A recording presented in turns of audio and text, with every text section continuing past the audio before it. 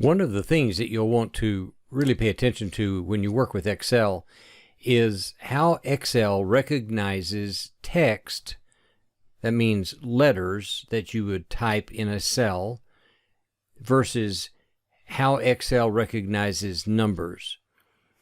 Here in Excel, I'm just going to highlight these first few cells. And the way I do that, simply click on one cell and hold. So left click and hold and just drag a few cells like this. We call this a range of cells. And I'm going to come up here to View and select Zoom to Selection. So you can see this better. Here in cell A1, I'll just type in a word. And then when I press Enter to make that stay there, then you'll see that the word stays aligned along the left edge of the cell, because this is the same way that computers recognize anytime we type text. If the computer is set so that all of the writing goes from left to right, then the text that you type into an Excel cell, if it's text, it will be automatically aligned to the left side of the cell. I'll come here to B1 and just type in a number and hit Enter. And notice that numbers are automatically aligned to the right. Now, these don't have to stay this way. I can come in and change these. I could come to the word Jimmy here, and on my Home tab, I could come in here and change the alignment just by clicking here for Right Align. And now that text is going to be right aligned. But you have to understand that that's because I forced it to be that way. I'm going to hit Control Z to undo. And you'll see that the natural way, which means the default way that Excel handles text, is to put it along the left edge of the cell. And the way that Excel recognizes numbers is that it puts it along the right side of the cell. And this is the way it would be like if you were going to add numbers. So if I had, say, another number down here, then I wanted to add the numbers, then by causing the numbers to align along the left side makes it easy for me to see that 3 plus 3 is 6, 2 plus 2 is 4, carry the 1, and so now I get my total. So Excel assumes whenever you type in just plain numbers that you want it to be a number, and it puts it along the right edge. And it assumes that whenever you type text, that it will always put that text along the left side of the cell. Now, whenever I click on one of these, I want you to notice here on the Home tab and look over here in the group called Number Group that the text that we have in this cell, it's interesting, and I'm not sure if Microsoft really wants it to be this way, but it's interesting that this text that I have in this cell right here, that the formatting for this is found here under the Number Group, but notice that it's called General. If I click on the down arrow right here to see all of the options, then one of the options is General, which means no specific format. And whenever you have a cell set on General, then Microsoft will, or Excel, will automatically look at what you typed and decide whether or not that is text or whether or not that's a number. But now here is one that is a number.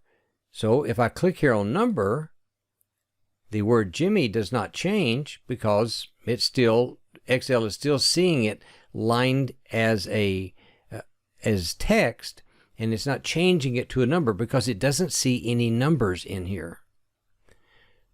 So what if I had a cell that had, like, say, A123? So here it sees this as text because it has the letter A in it. It also sees those numbers in it. Now if I come to General and say, let's make that a number, it still stays aligned along the right, along the left. If I type 123A and highlight that cell, and select number. It still stays this way because Excel sees that it has text in it and it's going to keep it along the left side. Now, if I come to these numbers, even though right now they're marked as general, I could come in here and say, let's make this a number. And notice what happens. When the number format is applied to this cell, then Excel says, oh, you want me to see it not just as a number, but like as a real number with decimal places and everything. And so it automatically, by default, will place the decimal and then 2 decimal places after that for the number that you entered. And so this one right here, if I click this and make this a number as well, then it makes it just like that. It doesn't affect the value of the cell, it just affects the way that it looks.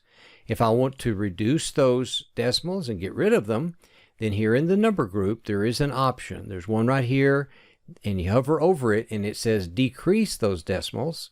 So I can click on this one time, and one of those decimals goes away. I click it another time, and that other decimal goes away, but it is still recognized as number, and all I did was just modify that format just a little bit. Same way that when I came to text, and that was set as general, and I said, well, let's make that a line on the right side.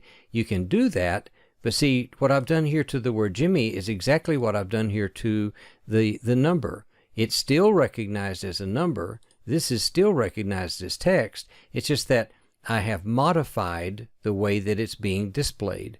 The default way is like that. And the default way here, notice this other button here. One says to increase the decimals, and the other says to decrease the decimals.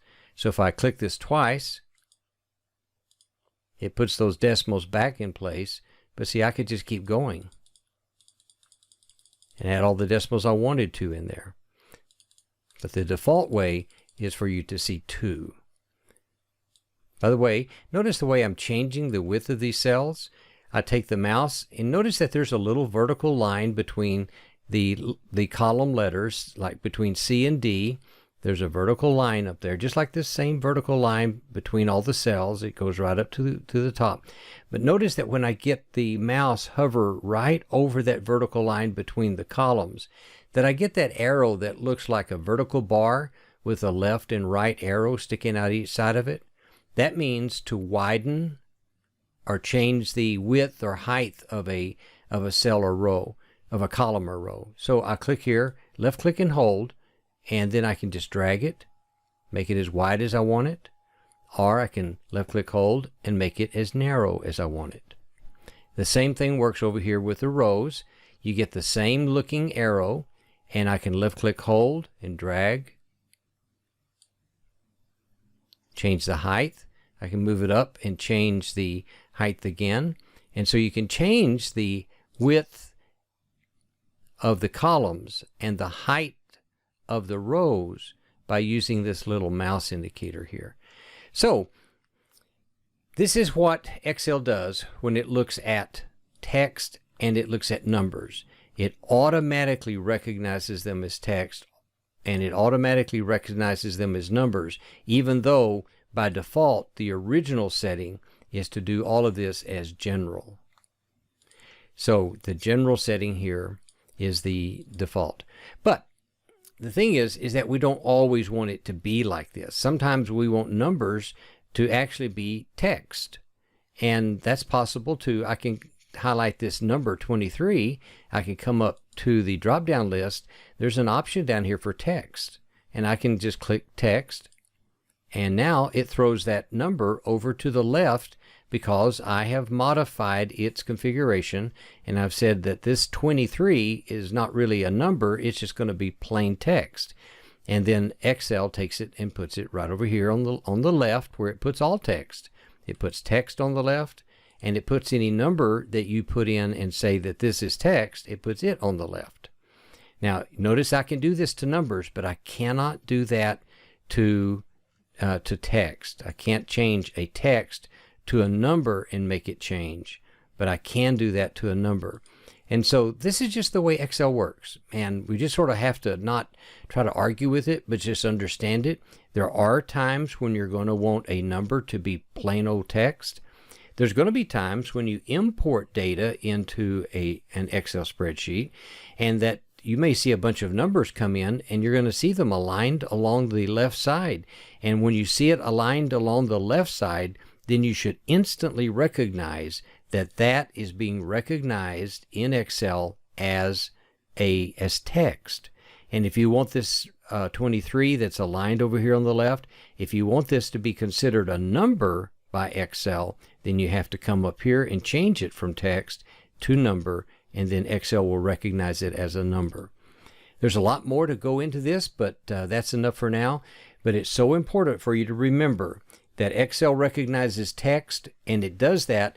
It shows you that it's doing that by aligning them along the left edge of the cell. And Excel can recognize numbers, and it does that by aligning them along the right edge of the cell. You can change the way they're formatted. The default behavior of Excel is to align these along the left and along the right.